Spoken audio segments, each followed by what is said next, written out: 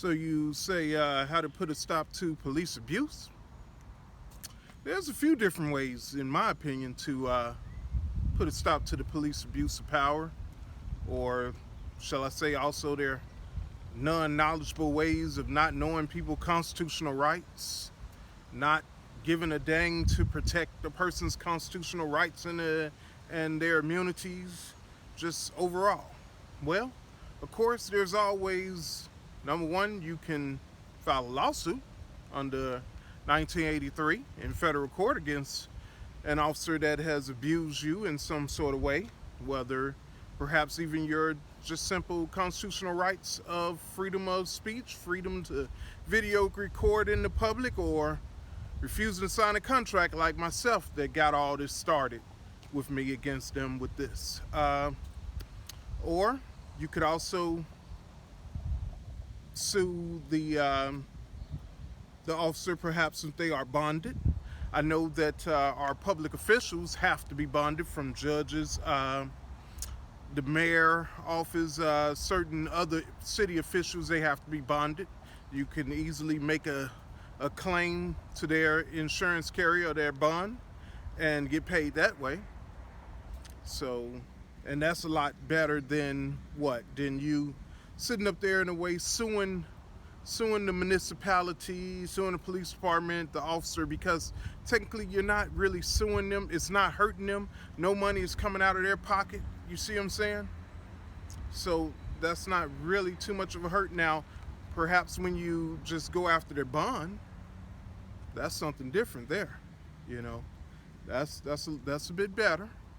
But otherwise, the taxpayer, they have to foot the bill when you do a 1983 or something against the police department and all that. And you know, that's not too much of a deterrent. We see that all the time with cops that have gotten the police department in the city sued for their gross actions that they do to individuals and their rights.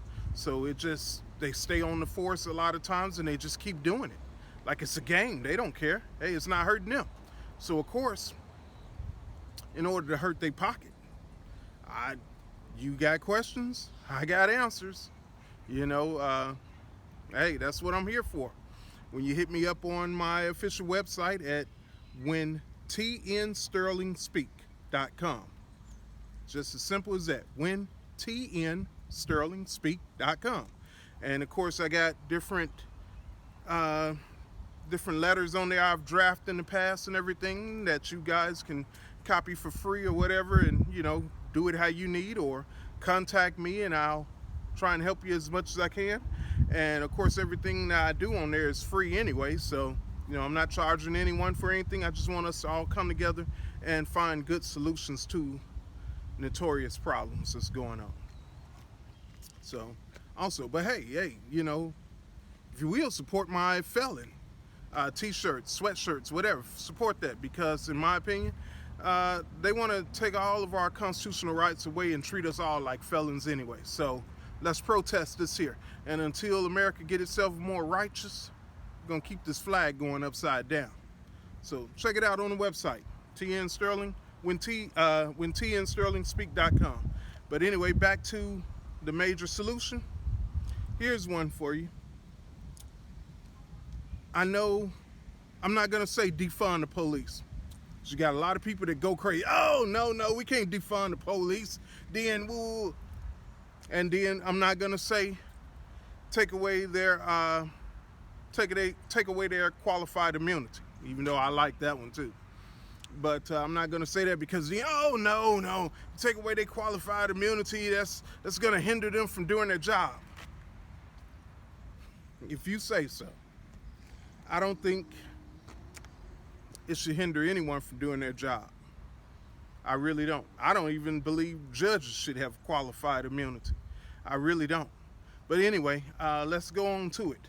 So I'm just going to say defund the police, but I'm going to say it in a different way. Not the way that most people might think. When you defund the police, I mean cut them off from your city funds. Meaning, put it as a clause that if a lawsuit arises from an action you taken, you're going to have to get your own attorney and foot the bill. Okay? That's right. And if you're sued and that person win in court, you're going to have to pay your own costs.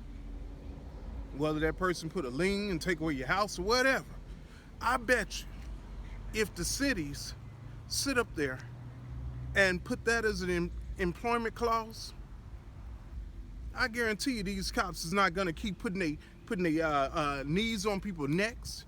They're not going to run up on people's porches, slapping them down, and they're not going to slap people's phones out their hands when they're simply trying to record. They're not going to sit up there.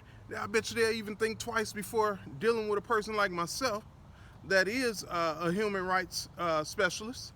I bet you they're going to sit up there and think more to themselves and be like, maybe I shouldn't try and retaliate against this man for not wanting to sign this traffic ticket, especially after he ever explained to me that anything that I sign is a contract, anything that I verbally agree to is a verbal contract, and tell me that it's against his constitutional rights.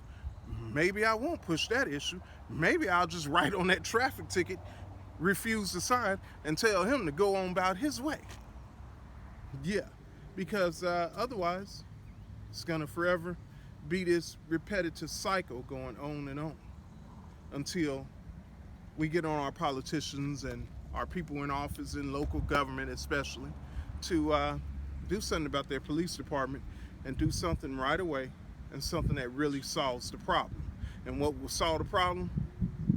If a lawsuit arises from you doing your job, so to speak, but you're not really doing your job, because if you're out here abusing our citizens and residents, that's not doing your job. If you're out here violating constitutional rights, that's not doing your job. So you catch a lawsuit from that, you're gonna have to pay for your own lawyer. You're gonna have to pay for your own lawsuit when you lose in court.